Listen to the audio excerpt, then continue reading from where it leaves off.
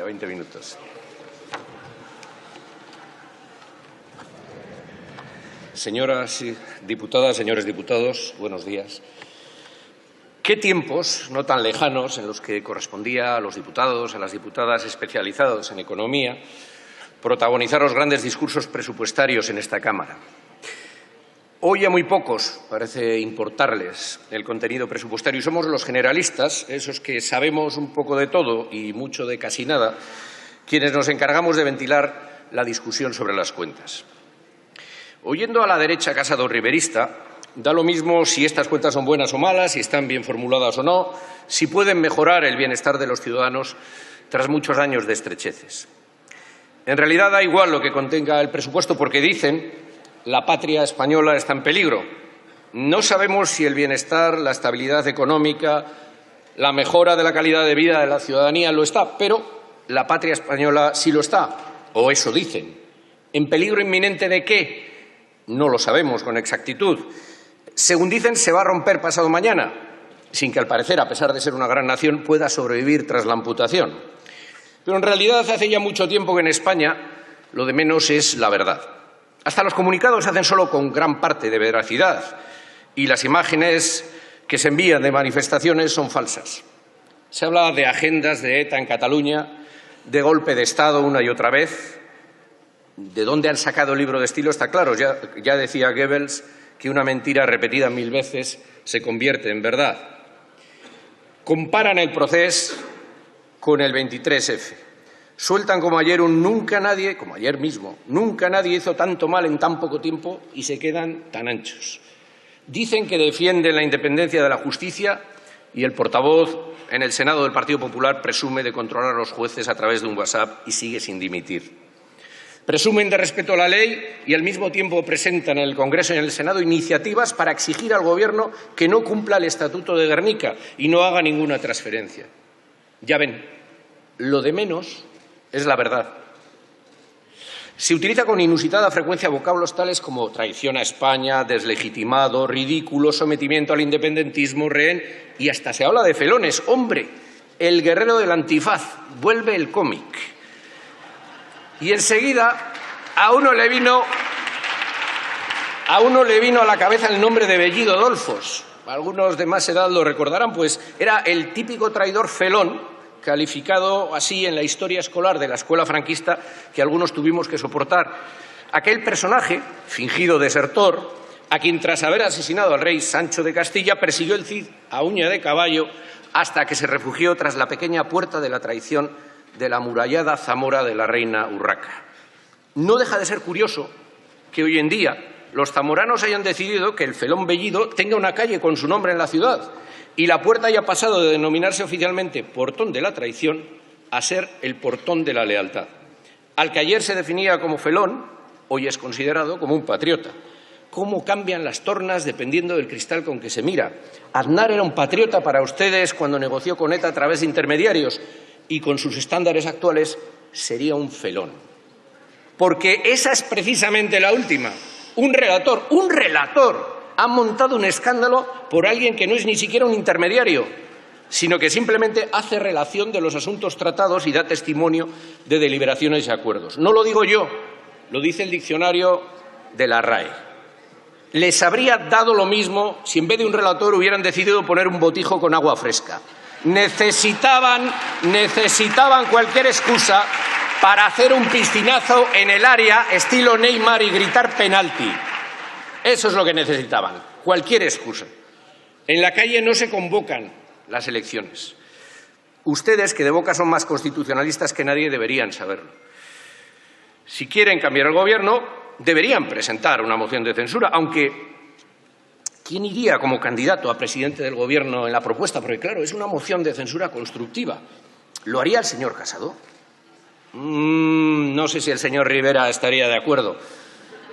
Ahora que lo pienso, también pueden ustedes proponer al señor Abascal, aun no siendo diputado, sería constitucional por si no lo saben, ya que lo promocionan tanto y se sienten tan cercanos a él en su patriotismo y al fin y al cabo ya han posado juntos en la foto en Colón. Y digo bien, han posado. No ha sido ningún robado obra de paparazzis. Lo han hecho voluntaria y conscientemente. Y tengo que decir que es imperdonable que un partido como Ciudadanos, que pertenece en el ámbito europeo a la familia demócrata liberal, comparta pancarta, estrado y comunicado con Vox y el señor Abascal. ¿Se imagina el señor Rivera a Verhofstadt o a su admirado Macron en una foto y apoyando un texto conjunto con Salvini o Le Pen? Esa foto va a perseguir siempre a Rivera en Europa. Y dejen ya de decir que son un partido de centro. Un verdadero partido de centro no se niega a hablar con otros partidos democráticos, ni pretende cambiar las leyes electorales para borrar del mapa político a cientos de miles de ciudadanos vascos o catalanes como si no existieran. Un verdadero partido de centro ha de defender siempre el diálogo y nunca la imposición y el ordeno y mando. ¿Qué van a ser ustedes un partido de centro? Han utilizado PP y Ciudadanos su voz para dividir aún más a la sociedad. Qué ironía que se lo echen en cara todos los días a los demás. En su boca se ha oído que quienes acudieron a la manifestación que convocaron eran los españoles de bien. Hay que corregir que entonces hay españoles de mal. Evidentemente mi grupo no entra ni en una ni en otra categoría, pero es que los españoles representados por el PSOE, Podemos y otras formaciones que no comparten su credo no son de bien. Es buena la manifestación porque los españoles vamos unidos, decía una de sus manifestantes que habló ante un micrófono. Evidentemente ustedes piensan que los únicos españoles son ustedes y luego los nacionalistas excluyentes resulta que somos nosotros. No sé qué hará el presidente del Gobierno si no salen adelante los presupuestos. Puede que convoque elecciones. Pero por mi parte les insisto en que si tan convencidos están de la necesidad de cambiar el Gobierno, presenten una moción de censura. Es lo que deberían hacer, esa es la vía. Y si no la presentan es porque ni se ponen de acuerdo entre ustedes y además temen que no les salgan los números. Parafraseando al don Mendo de Muñoz Seca, que tanto gusta a algunos en esta Cámara, y tomándome la licencia de alterar el numeral en referencia a la alianza Casado-Rivera-Bascalista, les diré que me parece que para saltar torreones 3 Quiñones no bastan. Hacen falta más Quiñones. Además, si entienden que estos presupuestos son un desastre y en ello coincidiera una mayoría de la Cámara y finalmente las enmiendas a la totalidad acaban saliendo adelante, no sé qué prisa tienen de elecciones y van a estar en vigor prorrogados sus propios presupuestos. Es irónico que unos salgan a la calle pidiendo urnas y otros estén en la cárcel procesados por rebelión por querer que las hubiera. Decía ayer el señor Rivera al presidente del Gobierno que el primer derecho de la ciudadanía es votar. Sí, ya, menos en Cataluña. Mientras quieran solo imponer y no convencer, los conflictos políticos en Cataluña y Euskadi no se solucionarán. Y debe ser consciente de esto también la izquierda. Han sido llamativas las declaraciones de viejos líderes como Guerra o González y responsables políticos como Paje, Hernández Lara o las continuas diatribas de Lambán contra Cataluña, incluso pidiendo la ilegalización de partidos políticos, llamando al inmovilismo, sumándose a las voces de la derecha. La forma de hacer política en España produce un rechazo evidente en la sociedad vasca. El constante no por el no, la mentira, la bronca continua, la búsqueda del enfrentamiento, el griterío en que se ha convertido la política española resulta desagradable. La desafección en la sociedad vasca hacia estos comportamientos es rotunda y lo entendemos y compartimos plenamente. Dice el presidente del Gobierno que no habrá nunca un referéndum y que nunca reconocerán el derecho de autodeterminación. Bueno, permítame precisar algo. En realidad ya lo hicieron en Suresnes en 1974 y en la transición en Euskadi, detrás de pancartas que pedían la autodeterminación. Se lo leo. Suresnes, González, Guerra. Y el programa decía así: la definitiva solución del problema de las nacionalidades que integran el Estado español parte indefectiblemente del pleno reconocimiento del derecho de autodeterminación de las mismas, que comporta la facultad de que cada nacionalidad pueda determinar libremente las relaciones que va a mantener con el resto de los pueblos que integran el Estado español. Y además tenía muy claro de quiénes estaban hablando, porque luego había otro párrafo, el punto 4 en concreto, que habla de que el PSOE reconoce igualmente la existencia de otras regiones diferenciadas que, por sus especiales características, podrán establecer órganos e instituciones adecuadas. Hacía una diferenciación también. Y hablaba de la autodeterminación. En cualquier caso, hoy es hoy. Y el presidente del Gobierno y su partido dice que no habrá nunca un referéndum. Puede que no lo haya hoy, ni mañana, probablemente, quizá tampoco pasado. Pero algún día tendrá que venir, simplemente porque el avance democrático en la sociedad se impondrá, porque las sociedades políticas occidentales están cambiando, porque Europa habrá cambiado, porque los procesos participativos de la sociedad se irán desarrollando cada vez más, porque los conflictos políticos ya no se considerarán como solucionados democráticamente si es por la fuerza, porque la reclamación social será inmensamente mayoritaria y será por consenso, informando, convocando y acordando mayorías y consecuencias. Mientras tanto, debemos gestionar nuestras diferencias, encontrar acuerdos que nos hagan sentirnos cómodos a todos, sabiendo que ese acuerdo no es ni el desideratum de unos ni de otros. No vale el inconstitucional 155 permanente, ni el porque yo controlo el BOE, ni la inmutabilidad de la ley. La ley está para facilitar los acuerdos, no para impedirlos. La política presupuestaria es la herramienta económica más importante de la que dispone un gobierno para establecer sus líneas estratégicas y poder incidir en actividades y medidas de interés para la ciudadanía.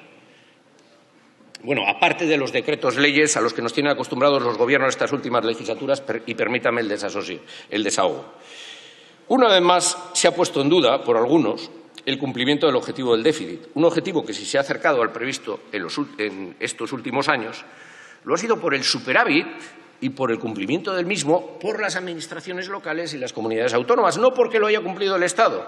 Por cierto, el objetivo del año 2018 va a terminar con un déficit de 5 puntos por encima de las previsiones iniciales y lo razonable hubiera sido que en un ejercicio de responsabilidad se hubiera ajustado la realidad a los objetivos de 2019 inicialmente previstos, avalados y autorizados además por Europa y que iban en definitiva en beneficio de la sociedad, un balón de oxígeno de casi 6.000 millones, pero que muchos partidos de izquierda y de derechas lo impidieron en esta Cámara. Más exactamente, solo votamos a favor el Partido Socialista y el Partido Nacionalista Vasco. En los últimos años, en los debates de presupuestos se ha venido cuestionando la previsión de los ingresos tributarios por creer que estaban sobrevalorados. También se puso en cuestión la recaudación tributaria del año pasado y, sin embargo, se ha llegado a una recaudación del 99% con respecto a lo proyectado. Este año, además, hay una diferencia, pues se traen paquetes de medidas tributarias, tales como nuevos tramos en IRPF, tipo efectivo en el impuesto de sociedades, tributación de SOCIMIS, SICAPs, que son medidas, por cierto, que llevan tiempo establecidas en Euskadi. Y, por otro lado, nuevos impuestos, limitación de pagos en efectivo y lucha contra el fraude fiscal. Tengo que decir que, frente a quienes sostienen que un aumento de impuestos frena siempre el crecimiento, nosotros decimos que no necesariamente si se busca el equilibrio. Tampoco creemos que reducir impuestos aumente directamente el crecimiento. No se puede mantener un estado social de bienestar con menos ingresos. El problema viene cuando se pagan impuestos pero se desconoce cuál es su destino o si su destino es el bolsillo personal de alguno. Por supuesto, los nuevos impuestos, señora ministra, deberán ser concertados con el Gobierno vasco. Para nosotros, el cumplimiento de los compromisos presupuestarios del Gobierno anterior con el PNV a los que el presidente Sánchez se comprometió el día de su investidura en la moción de censura es fundamental. Hemos tenido momentos de tensión por la lentitud y falta de impulso en el desarrollo de estos asuntos, pero afortunadamente las vías de comunicación parecen estar funcionando y se han reactivado diversas iniciativas. Hay diálogo con los ministerios y en el proyecto de presupuestos presentado está integrado el contenido básico de dichos acuerdos. Evidentemente, en el caso no esperado hoy miércoles, pero vamos a ver qué pasa, de que la tramitación prospere, tendremos que hacer algunos ajustes y habríamos de cerrar también, como sabe el Gobierno, algún nuevo acuerdo. Pero lo importante es que haya un clima adecuado para avanzar en la implementación de los proyectos y que el diálogo entre gobiernos y grupos parlamentarios funcione. En definitiva, que se impulse con diligencia político-administrativa lo acordado. Entendemos que el proyecto presupuestario va en esa línea y puede beneficiar a la ciudadanía vasca.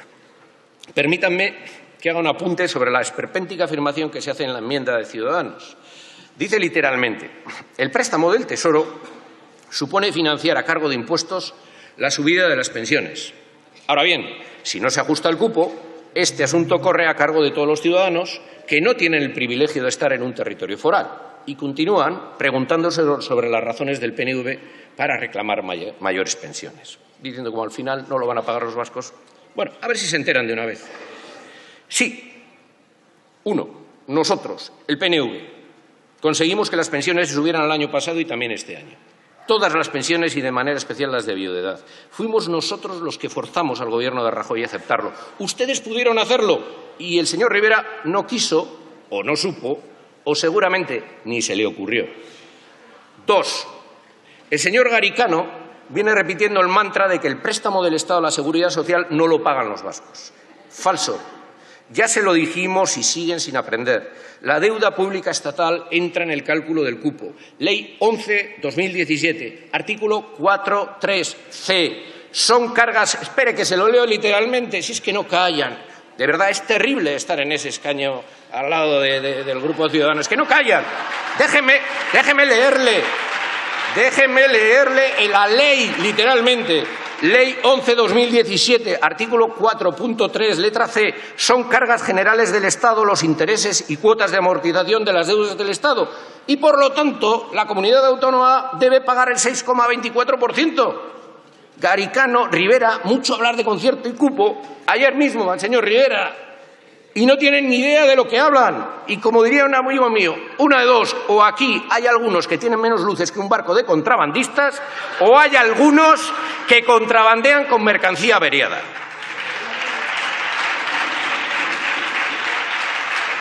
Hay más enmiendas a la totalidad presentadas por otros grupos. No me referiré a todas ellas, pero creo que es obligado a hacerlo con respecto a las de los grupos catalanes, que son quienes, en definitiva, pueden inclinar la balanza hacia uno o hacia el otro lado. Saben que hemos sido respetuosos siempre con sus decisiones y estrategias, las compartiéramos o no en determinados momentos. Hemos apoyado el derecho que asiste a Cataluña a decidir su futuro y su propia existencia como nación.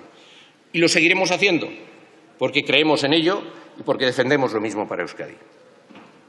Pero con todo el respeto, y sin pretender dar lecciones a nadie, he de decirles que en unas negociaciones siempre hay que intentar reconocer cuáles son los límites del interlocutor en la coyuntura del momento y saber gestionar los tiempos.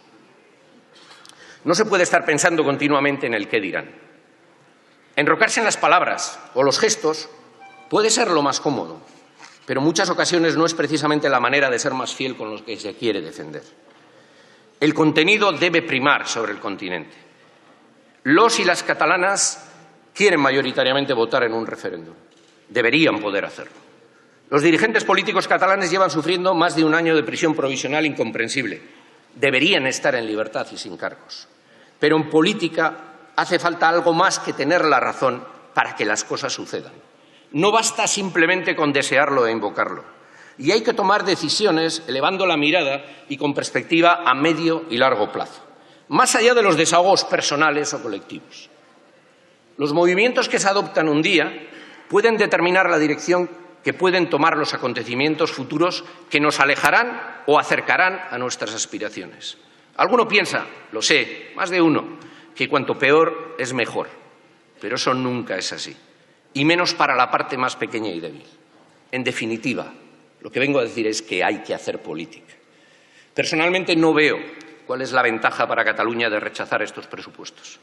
Entiendo el emocional momento en el que nos encontramos, coincidiendo con el inicio de un juicio que culmina una injusta y vengativa prisión provisional y que, dicho sea de paso, flaco favor le ha hecho a la política y a la propia España constitucional en cuyo nombre se lleva a cabo. Pero para Euskadi, para Cataluña y para la democracia, lo más adecuado desde la perspectiva del Partido Nacionalista Vasco es votar en contra de las enmiendas a la totalidad, proseguir la discusión parlamentaria de las cuentas e intentar, si cabe, propiciar su aprobación de manera que pueda agotarse la legislatura. Y lo haremos no porque estemos convencidos de que son los presupuestos que nosotros hubiéramos hecho, sino porque su votación puede suponer un símbolo, una disyuntiva entre los que entendemos que el diálogo es la mejor manera de arreglar los conflictos y los que entienden que todo se puede hacer a golpe de imposición. Nada más y muchas gracias.